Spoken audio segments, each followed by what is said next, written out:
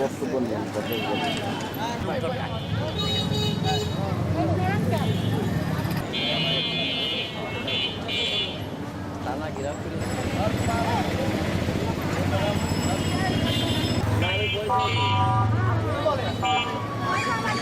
এখানে চাকরি করতাম, 2.5 মাস জয়েন করছি।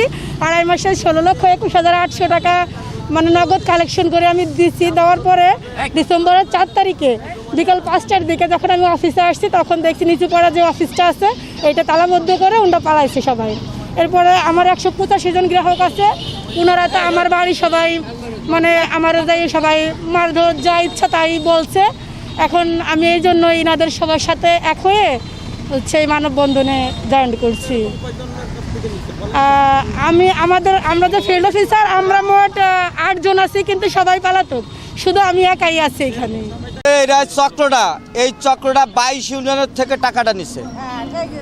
এরা 22 ইউনিয়নের থেকে আমরা অনুমানিক বলতেছি 1200 থেকে 1400 লোক আছে। এই 1400 লোকের থেকে কেউ 50,000 কেউ 1 লাখ এরকম টাকাও দিছে। দিয়ে এদের একটা লোভ লালসা দিয়ে করছে, করার পরে সেই টাকাটা এরা এই টাকাটা নিয়ে উধাও, এরা নাই। তাই এই আপনারা যারা মিডিয়ারে আসছেন, আমার একটাই দাবি, আমাদের এই সবাই দাবি, আমরা গরিব মানুষ, আমরা খুব অসহায়ভাবে এই টাকাটা দিছি। আপনাদের কাছে আমাদের একটাই দাবি, যে বলি আপনাদের সুবিধায় আপনাদের কাছে আমার এইটুকু অনুরোধ যে আমরা গরিব মানুষ, আমাদের দিক আপনারা একটু দৃষ্টি আকর্ষণ করুন। যে আমরা এই মানববন্ধনটা করছি আপনাদের কাছে দৃষ্টি আকর্ষণ করছে, এদের আমরা এই চাই,